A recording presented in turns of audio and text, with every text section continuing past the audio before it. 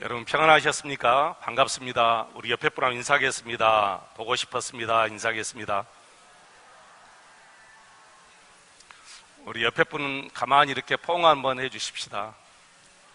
안아주세요. 예. 감사합니다. 제가 시편을 강의하면서 60편쯤 가면 저와 여러분의 믿음이 다윗의 믿음쯤 되어 있겠다, 그런 기대를 갖습니다. 왜 60편을 이렇게 얘기하냐면은 사람이 어떤 한 가지 행동을 60번을 하면 그것의 습관이 된다고 그래요. 그래서 저와 여러분이 시편 60편까지 우리가 은혜를 받으면 우리의 믿음도 다윗의 믿음처럼 완전한 믿음을 가지지 않을까, 그렇게 여러분 기대하는데, 여러분도 기대하시기를 바랍니다. 우리 다 같이 기대하면서 말씀을 들으시고 은혜를 받으시기를 바랍니다. 그래서 오늘 말씀의 제목도 신앙의 목표 완전함, 이렇게 잡았습니다. 우리 신앙의 목표 완전함. 오늘 말씀도 역시 다윗의 시라고 표제가 이렇게 여러분 붙어 있죠. 다윗의 시 이렇게 표제가 붙어 있는데, 다윗이 사울왕에게 모함을 받고 엄청난 누명을 쓰고 사울왕을 피해 다닐 때 지은 시입니다. 사울은 다윗을 죽이려고 했어요. 그리고 다윗을 모함했습니다. 저놈이 이제 내 왕권을 노리는구나, 그렇게 생각을 한 것입니다. 사실 사실 사울의 생각만 그렇지 다윗은 그렇게 생각을 조금도 하지 않았어요. 어느 날 다윗이 블레셋과 이스라엘과의 전쟁이 있었는데 우연찮게 그 전쟁에 가서 골리앗을 이기고 블레셋 군대를 처음 무찌르고 돌아올 때 이스라엘 백성들과 여인들이 길거리에 나와서 다윗을 찬양하는 그런 찬양을 불렀어요. 사무엘상 18장 6절로 9절 말씀에 보면 나와 있습니다. 많은 무리가 돌아옵니다. 그때 길거리에 여인들과 백성들이 사울왕을 찬양하고 다윗을 찬양하는데 이렇게 찬양을 해요. 사울왕이 죽인 자는 천천히요, 다윗이 죽인 자는 만만이로다. 이렇게 노래를 부르니까 사울왕 마음속에 그 말이 너무 불쾌한 거예요. 자존심이 상한 거죠. 그때부터 사울왕이 이런 생각을 했어요. 이제는 다윗이 얻을 것이 이 나라 말고 무엇이냐, 왕권을 노린다는 것이죠. 그리고 그날 이후로 사울이 다윗을 주목하였더라, 그렇게 기록되어 있습니다. 이때부터 사울왕은 다윗이 자신의 왕위를 노린다고 생각하고 다윗을 죽이려고 했고 모함을 합니다. 그리고 이 소문을 다 퍼뜨리기 시작합니다. 사무엘상 18장 10절로 11절 말씀 보면 그 이튿날 하나님께서 부리시는 악신이 사울왕에게 임했다 그랬어요. 여러분, 우리 마음이 정말 중요해요. 마음을 한번 빼앗겨버리니까 사탄 마귀가 강하게 들어가서 이제는 사울왕 자신도 자기의 마음을 어떻게 할 수 없을 지경까지 들어와요. 그리고 손에 가지고 있는 창을 가지고 다윗을 죽이려고 창을 던졌습니다. 창을 던졌는데 다윗이 사울왕 앞에서 2번 피하였더라, 그렇게 나와 있지요.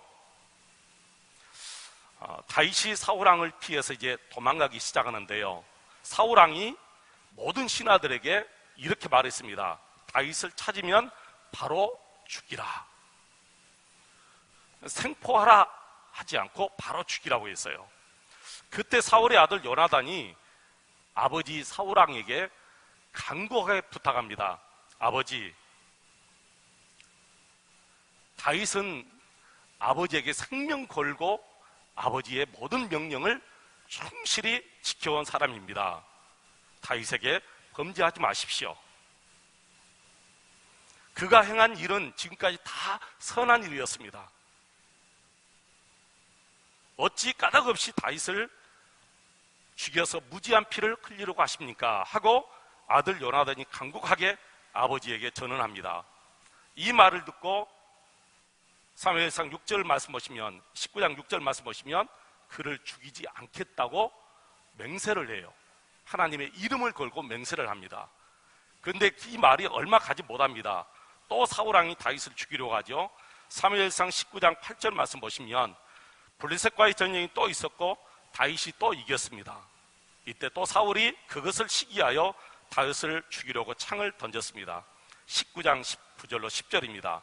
사울이 손에 단창을 가지고 그의 집에 앉았을 때 여호와께서 부르시는 악령이 사울에게 접하였으므로 다윗의 손으로 수금을 탈 때 사울이 단창으로 다윗을 벽에 박으려 하였으나 그는 사울의 앞을 피하고 사울의 창은 벽에 박힌지라 다윗이 그 밤에 도피하매. 여러분, 이때부터 다윗이 사울왕을 피해 다니는데 그 세월이 무려 10년이라는 세월이 걸립니다. 우리가 지난 주일에 말씀을 드렸죠. 이 피해 다니는 세월이 10년 동안이니까 얼마나 외롭고 괴롭고 힘들었겠습니까? 그래서 다윗이 늘 하나님 나에게 은혜를 베풀어 주십시오라고 기도한 거예요. 여러분, 힘들 때 하나님의 은혜를 사모하시기를 바랍니다. 외로울 때, 괴로울 때 하나님의 은혜를 사모하면 하나님께서 반드시 은혜를 주십니다. 사람들은 도망가는 다윗 편에 들지 않습니다. 정권을 갖고 있는 사울왕의 말을 믿지요. 누가 다윗의 말을 믿겠습니까? 그래서 다윗을 쫓는 사람도 한 600명가량밖에 되지 않았어요. 나머지는 다 사울왕 편에 서 있습니다. 이때 다윗이 하나님 앞에서 이렇게 기도합니다. 오늘 1절이죠.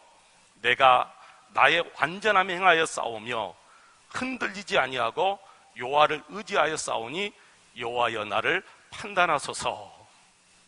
이 말씀은 곧 이 말씀입니다. 저들이 나를 이렇게 모함하고 죽이려 해도 나는 끝까지 악한 자의 편에 들지 않겠습니다.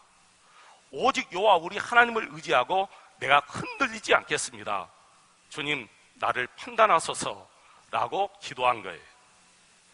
여러분, 이 기도를 보면 다윗이 하나님 앞에 올바르게 살려고 얼마나 발버둥 치려고 하는 것을 우리가 알 수가 있습니다. 우리 하나님께서는 이런 성도의 자세를 정말 귀하게 보십니다. 물론 우리가 어떻게 하나님 앞에서 전혀 허물이 없이 완전하게 살 수가 있겠습니까? 우리 모두는 크고 작은 허물을 다 갖고 삽니다. 그럼에도 불구하고 여러분, 우리가 범죄하지 않으려고 정말 세상과 타협하지 않고 하나님 앞에서 올바르게 살려고 노력하는 것을 우리 하나님은 정말 귀하게 여기시는 거예요. 사랑하는 성도 여러분, 신앙생활에는 지름길이 없습니다. 우리가 정말 노력하지 않는데도 불구하고 갑자기 하늘에서 어느 날 큰 믿음이 우리에게 떨어지지 않는다는 거예요. 이렇게 다윗처럼 치열하게 자신과 싸우고 그리고 사탄과의 싸움에서 우리가 승리해야 될 줄로 믿습니다. 바울 사도는 이 사실을 이렇게 말했습니다. 고린도전서 9장 27절 말씀 보시면 내가 내 몸을 쳐서 복종시킨다, 그렇게 말씀했어요. 바울은 날마다 자기 자신을 쳐서 하나님 앞에 복종시킨 거예요. 그리고 고린도전서 15장 31절 말씀 보시면 나는 날마다 죽노라, 그렇게 말씀했습니다. 우리는 날마다 내 생각을 죽여야 됩니다. 내 몸을 쳐서 하나님의 말씀 앞에 복종시켜야 됩니다. 우리가 이렇게 힘들게 치열하게 싸우지 않으면 우리의 몸은 자연스럽게 하나님 앞에 불순종하지, 절대로 순종하지 않습니다. 저와 여러분은 태어날 때부터 제약된 몸을 가지고 태어났기 때문에 가만히 있으면 죄로 달려가지 하나님의 말씀으로 달려가지 않는다는 거예요. 우리는 저주에 달려가지 축복의 말씀으로 달려가지 않습니다. 그래서 바울 사도처럼 다윗처럼 치열하게 자신과의 싸우고 그리고 사탄과의 싸워서 승리해서 하나님의 귀한 말씀 앞에 우리가 순종하는 그런 삶을 살아야 될 줄로 믿습니다. 마태복음 5장 29절 30절 말씀 보시면 이런 말씀이 있습니다. 만일 내 오른눈이 너로 실족하게 하거든 빼어내 버리라. 내 백체 중 하나가 없어지고 온몸이 지옥에 던져지지 않는 것이 유익하며, 또한 만일 내 오른손이 너로 실족하게 하거든 찍어내버리라. 내 백체 중 하나가 없어지고 온몸이 지옥에 던져지지 않는 것이 유익하니라. 여러분, 이 말씀은 무슨 말씀입니까? 죄를 이기려고 발버둥 치라는 거죠. 그냥 유혹이 오면 오는 대로 유혹에 넘어지지 말라는 거예요. 맥없이 쓰러지지 말라는 것입니다. 정말 우리가 쓰러져도 치열하게 싸우다 쓰러져야 돼요. 힘없이 쓰러져서는 안 된다는 거예요. 피 흘리기까지 우리가 싸우면서 쓰러지라는 것입니다. 우리 하나님은 내가 무엇이든지 그것에 치면 그것에 종이 된다, 그렇게 말씀했어요. 저와 여러분이 죄에 지면 죄의 종으로 살아요. 마귀의 유혹에 우리가 넘어가면 우리는 마귀의 종이 되고 살아야 돼. 그래서 우리 예수님께서 말씀하시기를 우리의 몸을 의의 종으로 드려라, 그렇게 말씀하셨어요. 저와 여러분이 우리의 몸을, 우리의 생각을 우리 예수님 의의 종으로 드려주시기를 축원합니다. 마태복음 11장 12절에 보면 세례 요한의 때부터 지금까지 천국은 침노를 당하나니 침노하는 자가 빼앗느니라 그랬습니다. 여러분, 천국은 침노하는 자가 빼앗는다, 그 말이에요. 침노는 전쟁 용어입니다. 전쟁터에서 아군이 치열하게 적군과 싸워서 고지를 점령하는 것이 침노예요. 여러분, 이 말씀은 우리가 열심히 노력해서 천국에 간다, 그런 말은 아니죠. 우리가 아무리 열심히 수고하고 노력하고 희생해도 우리가 그 노력으로, 내 공로로 천국에 가는 것은 아닙니다. 그래서 이 말씀은 무슨 말이냐면은 천국에 가는 성도들은 목숨 걸고 전쟁터에서 적군과 싸우듯이 그렇게 마귀와 싸우고 자신과 싸워서 우리의 마음이 천국이 되게 하라, 그런 말이에요. 여러분, 저와 여러분의 마음이 천국이 되시기를 축원합니다. 이미 저와 여러분의 마음은 예수님이 오셨어요. 예수님이 오심으로 말미암아 우리의 마음이 이미 천국이 되었어요. 그래서 죄를 들어오지 못하도록 막아야 돼요. 적군이 들어올 때에 이 적군이 우리의 성을 침략하지 못하도록 막듯이 우리의 마음을 죄가 들어오지 못하도록 우리가 막아야 될 줄로 믿습니다. 그래서 우리 자신을 쳐서 말씀 앞에 복종시키는 것이고, 날마다 우리가 말씀 앞에 우리가 죽는 생활을 하는 것입니다. 요한계시록 3장 16절 말씀 보시면 우리 하나님은 미지근한 신앙을 정말 싫어하신다 그랬습니다. 토해내신다 그랬어요. 여러분, 신앙생활은 중간이 없어요. 이것이면 이것, 저것이면 저것, 둘 중에 하나예요. 신앙인의 삶을 살든지 아니면 불신자의 삶을 살든지 둘 중에 하나이지 중간 지역은 없다는 거예요. 여러분, 천국과 지옥 둘 중에 하나예요. 중간이 없습니다. 그래서 2절 말씀 보시면 다윗은 자신의 양심을 단련하여 주세요라고 기도하는 것을 우리가 볼 수가 있습니다. 하나님, 내 양심을 단련하소서. 이 말씀은 마음이 무너지지 않도록 해달라는 거예요. 하나님, 내 마음이 무너지지 않도록 해주십시오. 마음이 무너지지 않아야 흔들리지 않습니다. 마음이 무너지면 그때부터 우리의 마음이 흔들리기 시작해요. 우리의 믿음도 흔들리기 시작합니다. 그래서 마음이 무너지면 모든 것은 결국에는 우리가 죄의 종이 되어버리는 것이죠. 마음이 무너지고 어찌 견고하게 우리가 서 있을 수가 있겠습니까? 유다도 결국에는 그의 마음이 무엇에 무너졌어요? 돈에 무너졌어요. 그러니까 사탄이 바로 그 틈을 비집고 바로 들어와 버리잖아요. 그리고 우리 예수님을 팔려는 생각을 주었습니다. 여러분, 사울도 그렇습니다. 그 여인들이 다윗이 죽인 자는 만만이요 사울이 죽인 자는 천천이다, 그 말 한마디 듣고 시기와 질투가 마음에 급속도로 들어오니까 바로 그때 사울의 마음이 딱 무너진 거예요. 여러분의 마음을 지키시기를 바랍니다. 여러분의 마음이 무너지면 여러분의 모든 것이 다 무너져요. 신앙이 무너져요. 그리고 흔들리기 시작합니다. 그리고 판단력이 흐려지기 시작합니다. 그리고 사람과의 관계도 다 끊어지고 모든 인격적인 관계가 다 끊어져 버리기 시작해요. 그래서 여러분, 마음을 지키는 것이 정말 중요한 거예요. 다윗의 기도를 보시기 바랍니다. 내 양심을 단련하여 주십시오. 모든 것이 단련되면 나중에는 정금같이 딱 하나님 앞에 우리가 설 수가 있습니다. 나는 저와 여러분이 마음을 지키시기를 축원합니다.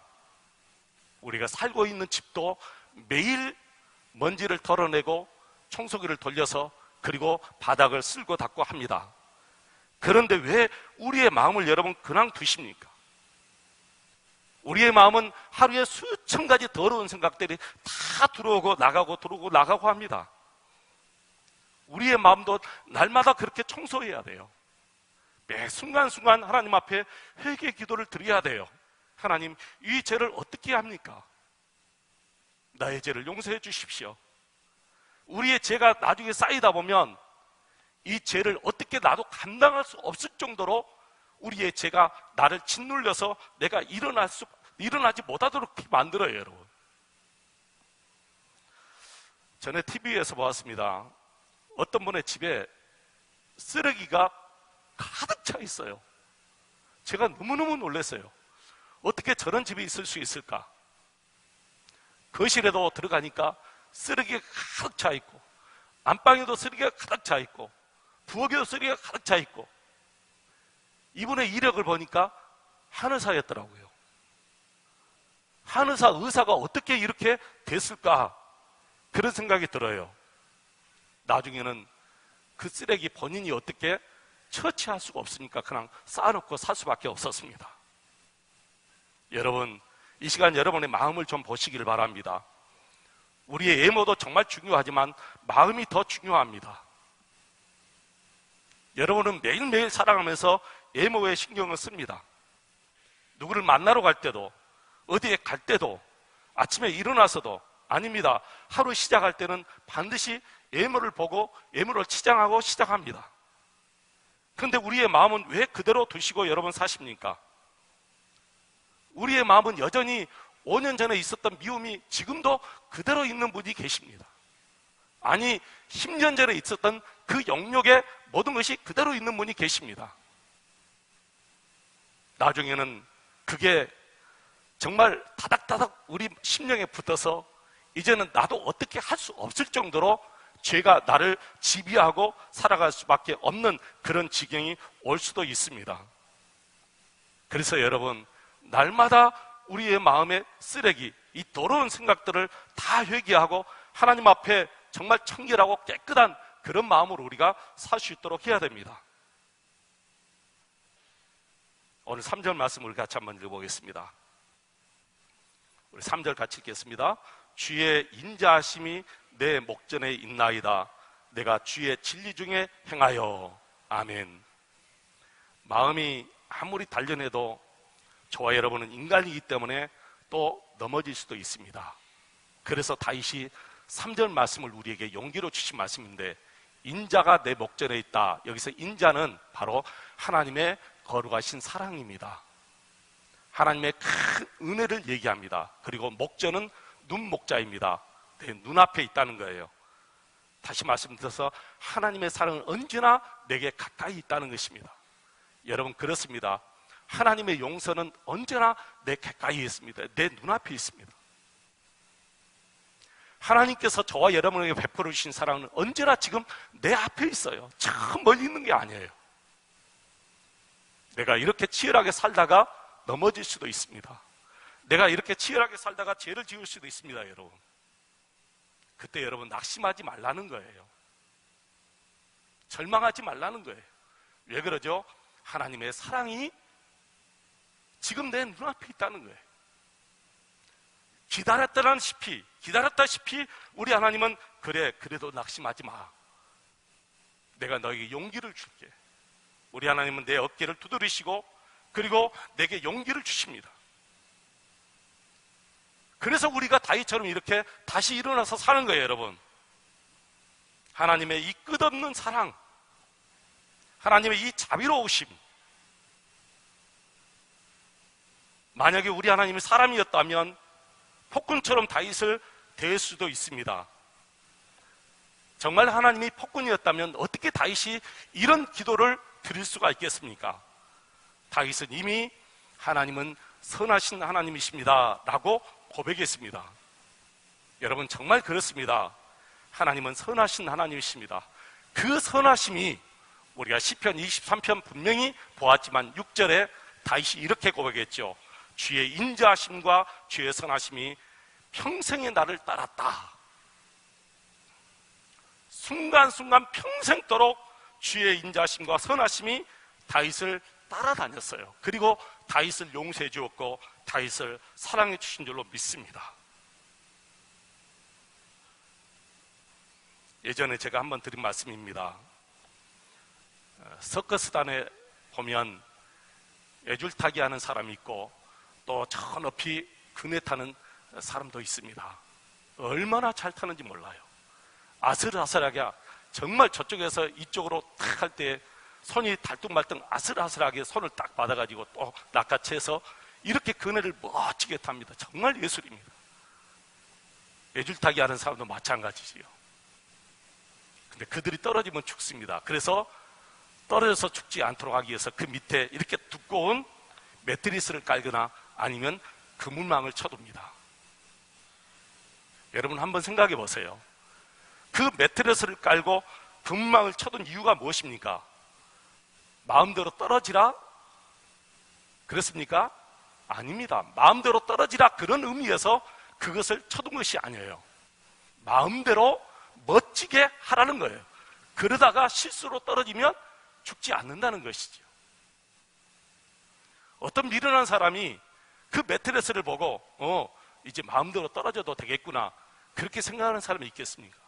한 명도 없어요. 마찬가지입니다. 우리 주님은 우리의 중보자 하나님이십니다.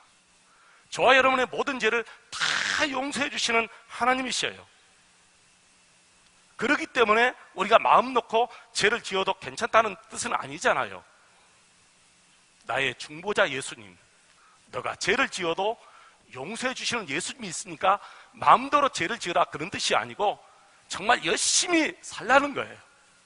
멋있게 살라는 거예요. 그러다가 우리가 실수로 넘어져도 그것 용서해 주시겠다는 거예요. 아무렇지도 않게 우리 예수님이 우리를 받아주시겠다는 거예요. 아닙니다. 수천 번 저는 하나님의 이 받아주심을 경험했습니다. 만약 우리 하나님에게도 삶 세 판이 있었다면 아마 저는 지금 여기에 서서 이 말씀을 증거하지 못했을 거예요. 근데 사람들은 자꾸 삶 세 판을 셉니다. 한 번만 너 그러면 용서 못해. 근데 우리 하나님은 처음부터 마지막까지 계속해서 저와 여러분을 받아주시고 또 받아주시고 정말 셀 수 없이 우리 하나님은 저를 받아주셨습니다. 그래서 지금 이 자리에 서 있는 거예요.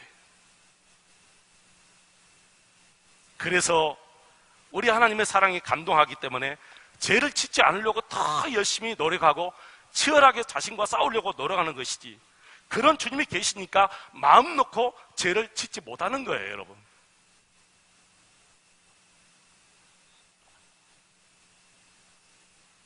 그래서 4절 이후에를 보면 다윗이 죄를 짓지 않으려고 세상 사람들과 타협하지 않으려고 얼마나 노력했는지 몰라요. 우리 한번 4절 한번 보실까요? 4절 말씀 같이 한번 읽겠습니다. 허망한 사람과 같이 앉지 아니하여 싸우니 간사한 자와 동행하지도 아니하리다. 아멘. 허망이라는 것은 헛된 욕망을 쫓는 사람을 말합니다. 허망한 사람, 헛된 욕망을 쫓아서 사는 사람. 다윗은 헛된 욕망에 사로잡혀서 살지 않았습니다. 반대로 사울왕은 헛된 욕망을 바라보고 헛된 욕망에 사로잡혀서 살아갑니다. 그래서 그 많은 세월 동안 다윗을 죽이려고 했지요. 사울왕은 하나님을 모릅니다. 다윗은 하나님을 정확하게 알고 있었어요. 내 삶의 결론은 하나님이 짓는다는 거예요. 여러분, 그렇습니다. 저와 여러분의 삶의 모든 결론은 하나님이 아주 깨끗하게 말끔하게 지으십니다. 내가 짓는 게 아니에요. 내가 아무리 헛된 욕망에 따라가도 사울왕처럼 전쟁에서 그 좋은, 그 명석한 아들 요나단과 함께 전쟁에서 사울왕이 죽어버립니다. 아버지의 헛된 욕망 때문에 그 명석하고 그 정말 바른 정신을 가지고 있는 아들 요나단까지 전쟁에서 죽었지 않습니까, 여러분? 근데 다윗은 어떻습니까? 다윗은 하나님께 모든 것을 다 맡겼습니다. 그 헛된 욕망에 따라가지 아니했어요.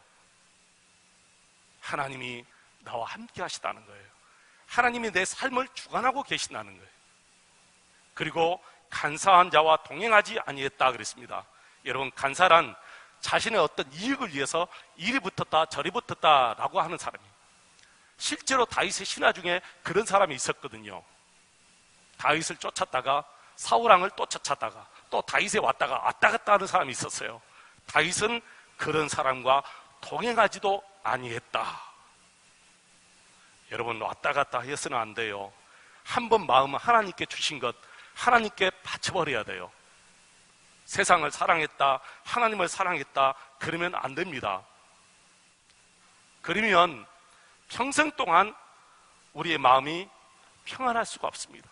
기쁨이 올 수가 없어요. 여러분, 한번 여러분의 마음을 하나님께 드렸으면 마지막까지 하나님께 드리시기를 축원합니다. 절대로 여러분의 마음이 둘로 나누어지지 않도록 해야 돼요. 온전한 마음을 하나님께 드려야 돼요. 둘째로 무엇을 결심했습니까? 우리 5절 말씀 한번 보실까요? 5절 같이 읽겠습니다. 내가 행악자의 집회를 미워하오니 악한 자와 같이 앉지 아니하리다. 아멘. 내가 행악자의 집회를 미워하오니 악한 자와 같이 앉지 아니하겠습니다. 행악자의 집회란 악인들이 서로 모여서 악을 도모하는 것을 얘기합니다. 여러분, 그런 자리에는 가지 마시기를 바랍니다. 이 자리가 어떤 자리인가 하고 앉으셔야 돼요. 악을 도모하는 자리라면 그 자리에 갔다가도 그 자리에 앉지 마시고 바로 여러분 돌아오셔야 돼요. 여러분, 이게 힘들어요, 사실은.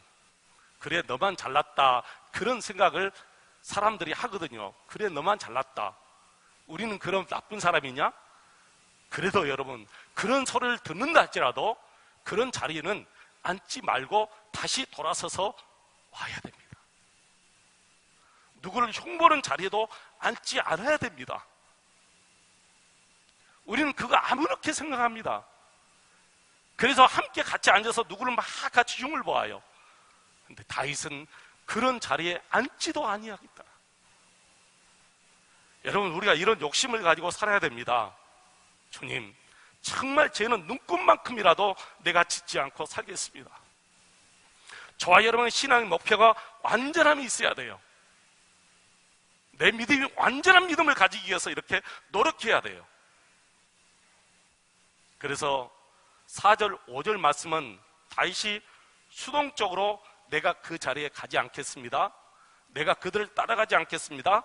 내가 그 자리에 앉지 않겠습니다. 그렇게 말씀했고요. 이제 6절, 7절, 8절 말씀 보시면 적극적으로 내가 하나님 앞에 감사하고 그리고 사람들에게 하나님께서 나에게 주신 간증을 내가 간증하겠습니다. 그렇게 6절, 7절 말씀 얘기하죠. 같이 한번 읽겠습니다. 6절부터 8절 말씀 같이 읽겠습니다. 여호와여, 내가 무지함으로 손을 씻고 주의 자단에 두루 다니며 감사의 소리를 들려주고 주의 기이한 모든 일을 말하리이다. 여호와여, 내가 주께서 계신 집과 주의 영광이 머무는 것을 사랑하오니. 아멘. 손을 씻었다, 이 말은 내가 깨끗하다, 그 말이에요. 하나님, 내가 하나님 앞에 깨끗하게 다니겠습니다. 그리고 하나님께서 나에게 베풀어 주신 이 기이한 기적들을 성도들에게 다 간증하겠습니다. 그런 말씀이 6절과 7절이죠. 나는 저와 여러분이 이런 간증을 많이 하게 되시기를 축원합니다. 분명히 보여요. 정말 우리 성도님들 보면 아, 저분에게는 이런 엄청난 간증의 역사가 있겠구나 보입니다.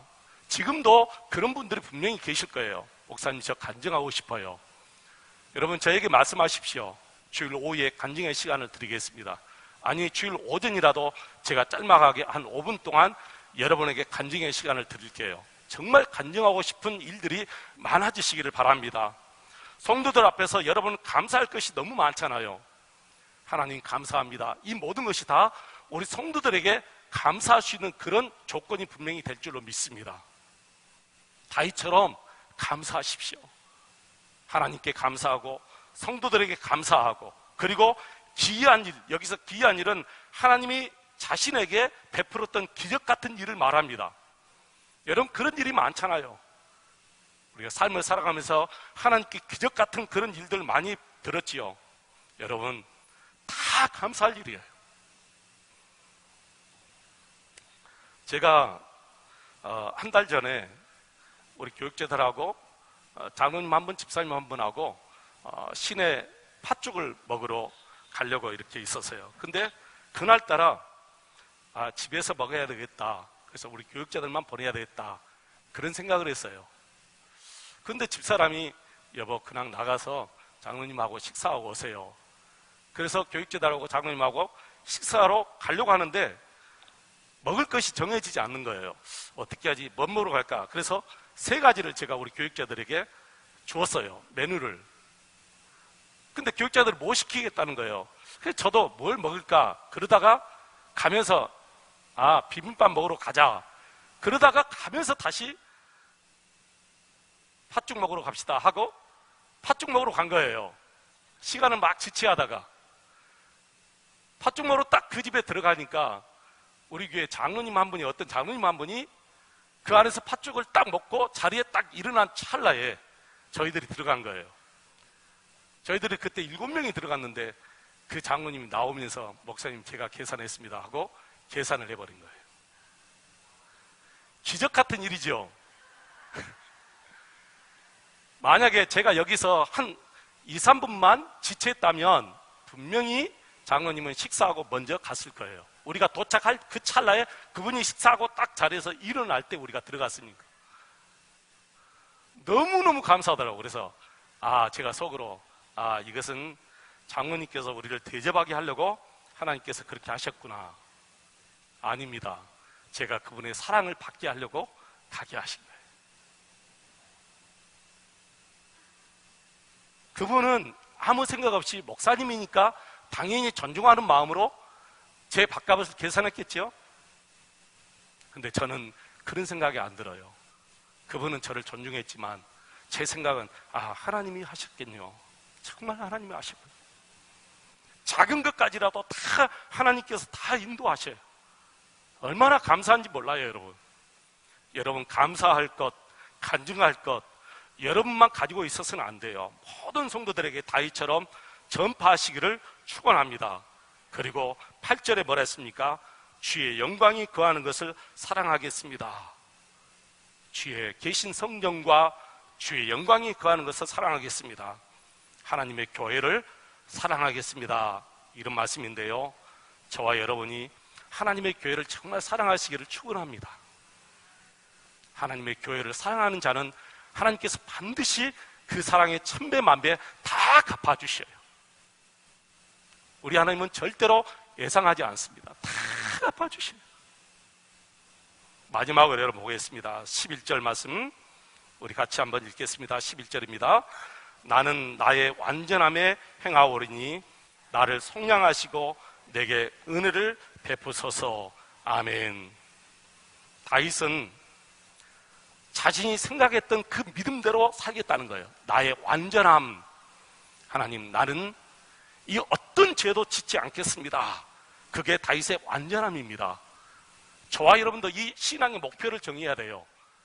나의 신앙의 목표는 하루 24시간 5분도 잊지 않게, 우리 예수님을 잊지 않고 예수님과 함께 예수님을 사랑하며 예수님을 바라보고 예수님과 함께 살겠습니다. 이런 신앙의 목표를 정하고 살아야 돼요. 신앙의 목표가 없으면 흔들립니다. 작은 것에도 흔들려요. 그냥 넘어져 버려요. 근데 신앙의 목표를 세우면 넘어졌다고 또 다시 여러분 일어나요. 그 신앙의 목표를 향해서 막 나가는 거예요. 정말 코뿔소가 막 돌진하듯이 그렇게 신앙의 목표를 향해서 나가는 거예요. 여러분, 신앙의 목표를 정해야 돼요. 다윗을 보십시오. 나의 완전함에 내가 행하겠습니다. 그리고 뭐라 했어요? 하나님 나를 속량하시고 내게 은혜를 베풀어 주세요 그랬습니다. 왜 그러죠? 부족하니까, 자신도 너무 연약하니까. 어떻게 우리가 완전하게 살 수가 있겠습니까? 이렇게 신앙을 향해서 달려가다가도 또 넘어지시고 죄를 지을 수 있지요. 그래서 다윗이 기도합니다. 하나님 나를 속량하시고 나에게 은혜를 베풀어 주세요. 나를 속량한다는 말은 나를 사주시고 그 말이에요. 나를 사주시고 나에게 은혜를 베풀어 주세요. 여러분, 우리는 하나님의 은혜를 받아야 온전한 믿음 안에서 살아갈 수가 있습니다. 하나님의 은혜 아니면 여러분 한 시간도 못 살아요. 아니요, 잠시도 살아갈 수 없습니다. 여러분 그거 체험하시고 살잖아요. 그런데 왜 하나님의 은혜를 구하지 않습니까? 매 순간순간 하나님의 은혜를 구하고 살아가시는 저와 여러분 되시기를 축원합니다. 그래서 우리 신앙의 목표, 이 완전함에 도달하시기를 축원합니다. 몇 편 읽을 때까지요? 60편 딱 할 때. 60편 딱 할 때는 우리 신앙이 완전한 신앙이 되시기를 주의 이름으로 축원을 드립니다.